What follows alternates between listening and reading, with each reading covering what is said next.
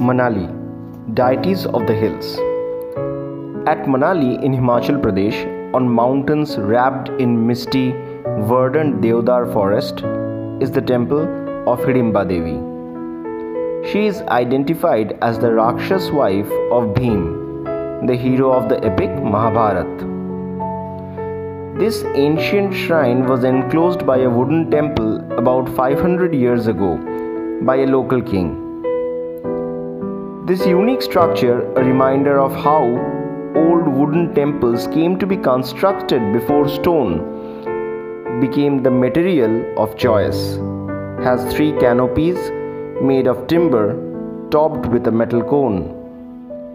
A simple structure, it has carvings on the doorway indicating familiarity with Shiva and Shakti, Vishnu and Lakshmi, as well as the Buddha. There are images of animals such as elephants, lions and camels, and motifs representing auspiciousness and abundance, such as the kalash or the pot. Other interesting objects are the horns and the heads of deer placed on the outer walls, reminding us of the tribal origins of the temple. Within the temple, the goddess is represented by a gigantic rock and a tiny brass image. A rope hangs above the rock, from which it is said that the criminals were once tied and their bodies were smashed against the stone, another reminder of the temple's origins. Nearby is a temple dedicated to Hidimba's son, Ghatotkach. Every year, after all of India has finished with its Dashera celebrations on Vijayadashami day, the goddess travels to the Kulu valley on her palanquin, and with her arrival begins the week-long celebrations of the Kullu Dashera that witnesses local deities of the hills arriving in their palanquins to pay their obedience to the presiding deity of the royal family, Raghunath Ram of the Ramayana. The story goes that the local king once coveted the pearls that were in possession of a peasant, which were in fact the pearls of wisdom, a concept beyond the grasp of the greedy, who tortured the poor peasant. With his dying breath, the peasant cursed the king that all he sought to eat would turn into worms and all he sought to drink would turn into blood. The king suffered greatly and begged the gods to forgive him. Finally, he was advised to bring the image of Raghunath Ram from Saket in the Gangetic plains to the hills, which he did. By the grace of Ram, he was forgiven and the curse was removed. The gods of the hills arrived to greet Ram. This suggests an ancient practice designed to reinforce the authority of the royal family, each deity embodying the spirit of the villages that constitute the kingdom.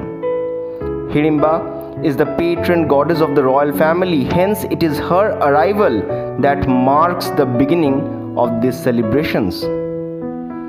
People of the hills say that Rishi Jamadagni once went on a pilgrimage across the 3 worlds, and everywhere he went he collected the images of the gods he met.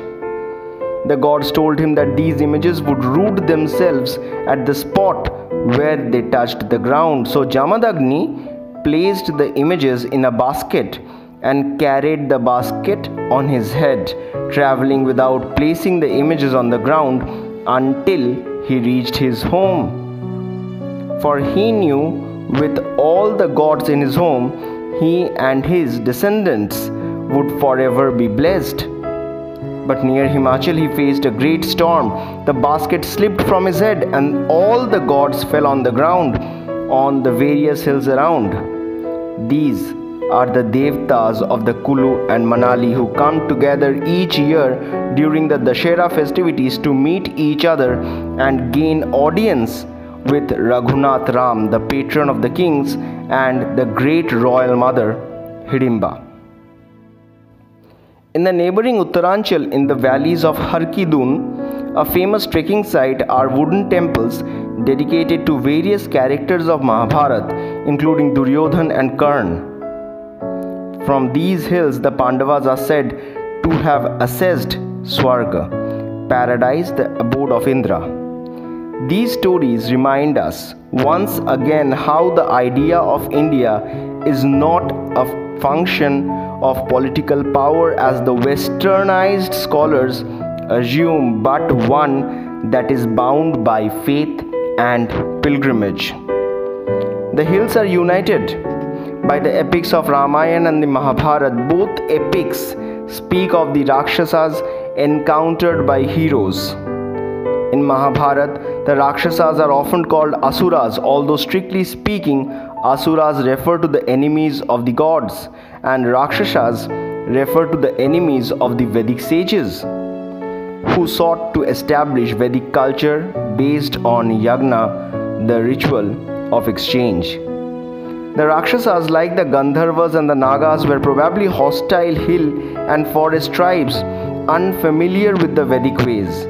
Some mingled and merged with the Vedic ways, others remained as fringes, and some chose to stay away altogether, as happens when cultures meet, clash, and unify.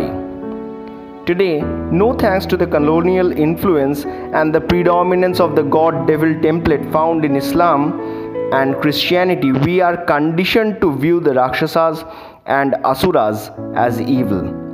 But the word evil cannot be translated in any Hindu language. The Puranas describe the demons as the descendants of Brahma and Kashyap, just like all the gods and the sages, reminding us of the universal brotherhood and the concept of Vasudhaiva Kutumbakam. The entire world is one family.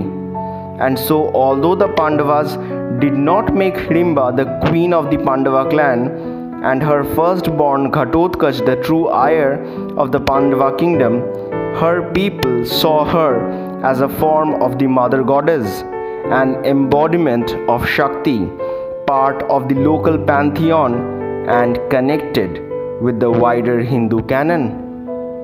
Thank you for listening to us. Please subscribe for more unknown information.